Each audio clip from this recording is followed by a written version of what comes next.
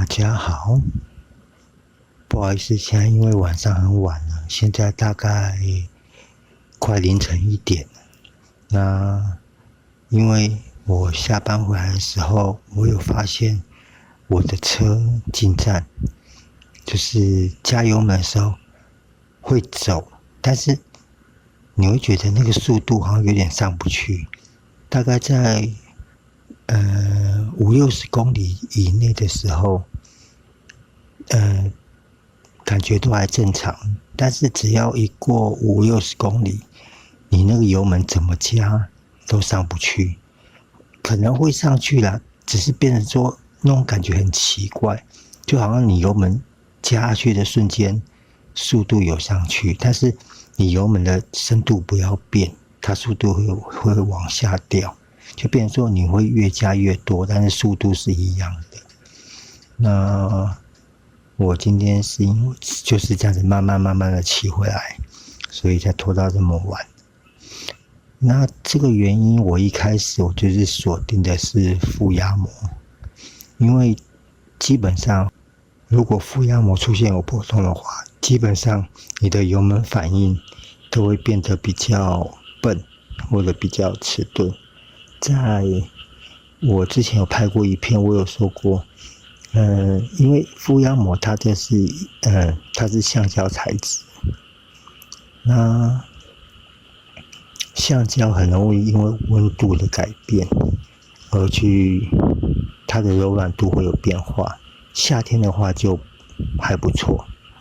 柔软度还好，但是随着温度的下降，或者说橡胶的硬化，会导致它的这个柔软度变差，所以我们在加油门的时候，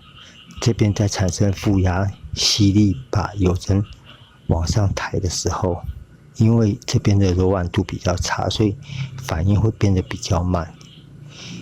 基本上负压膜不一定是破掉才要换，就像我刚刚讲的，如果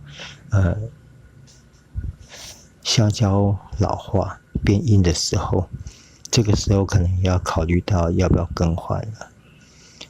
那我刚才有讲说，我一发现我的车子有这个状况的时候，我一开始我就直接是锁定这个，因为依照经验，车子出现这个反应，油门迟钝，然后油门越加越深，但是速度还是改变不大，多半都是负压膜造成的。如果负压膜破损很严重的话，基本上就是你可能发动以后稍微加一点点，速度可能会上去，尤其是有这个 TPS 就是辅助加油的喷油系统的化油器的车，你只要油门稍微加一下，那个额外的那个喷油的那个孔，它喷油的话，速度就会上去了。然后我印象中，我这颗负压膜好像我最后一次更换好像快2年前了吧，这次使用的算蛮久。然后可以看到负压膜它压在化油器里面的时候，有点呈现八角形，然后它这次破损的地方就是这个8个角的边，有没有这样子？我不知道这样你们看得到，这边破了个洞，然后这边也有，基本上都是这样子看，有点类似八角形，都是它这个角的地方产生破损。然后还有，因为它会这样压这边，我不知道这样你们，因为我不能搬太大力，因为如果这个不装的话，我连骑都没办法骑。基本上我现在的状况是，车子还能骑，但是速度很慢，可能骑个时速30-40还 OK， 所以我不能说很贸然的搬给各位看，因为如果整个越破越严重的话，我连明天早上，算今天早上上班可能都有问题了。然后大概的给你们看一下，这边破了，我不知道这样你们拍得出来。然后因为我现在带的是 LED 头灯，我看我的手机萤幕是有波纹，我不知道你们在看着会不会有影响。如果有影响的话，在这边跟各位说很抱歉。这边破一个，这边破一个，然后这边没有，这边没有，这边一点点。然后这边算蛮大洞的，再来就是下面这边，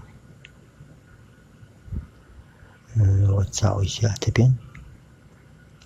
也破了，就是它的基本上它的压着处都很容易破掉。我这样压应该各位看得出来，它呈现一个直角状，就是因为它破掉了。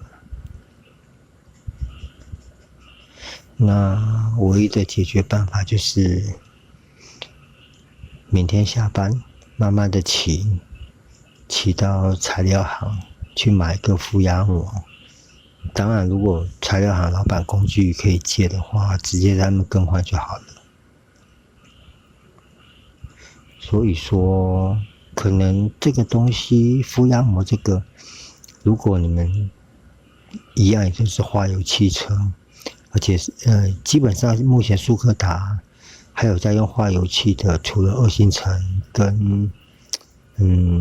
只要是 CVK 化油器，基本上都是负压模式的。那只要出现油门反应变慢，或者说你有发现你油门加下去，速度虽然有上去，但是可能会往下掉。这个很有可能都是因为负压膜漏气，导致它这边的真空建立不完整，会漏压。所以你油门一加下去的瞬间，虽然油针抬起来了，但是因为漏气，轻微的漏气，它会慢慢的在下降，所以就会变成像我刚刚讲的，你油门会越加越深但是速度可能就是到了一个程度就不会再上去了。基本上负压膜出问题的状况大概都是这样子。当然如果你破得非常严重的话，你可能连加油门，如果有那个辅助供油嘴的话，你快速的稍微的转动油门，它会一直喷油，这个时候速度可能上得去。它如果没有那个外加喷油嘴的话，你可能怎么加它都速度都上不去了，发得动，但是油门怎么加就不会动了。这是负压膜破损很严重的时候才会发生。那好了，时间也不早了，我可能就先把它还原，然后明天就慢慢骑。那可能因为今天现在算礼拜3凌晨，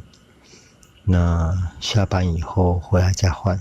如果有机会的话再拍片给各位看。好了，晚安，谢谢各位，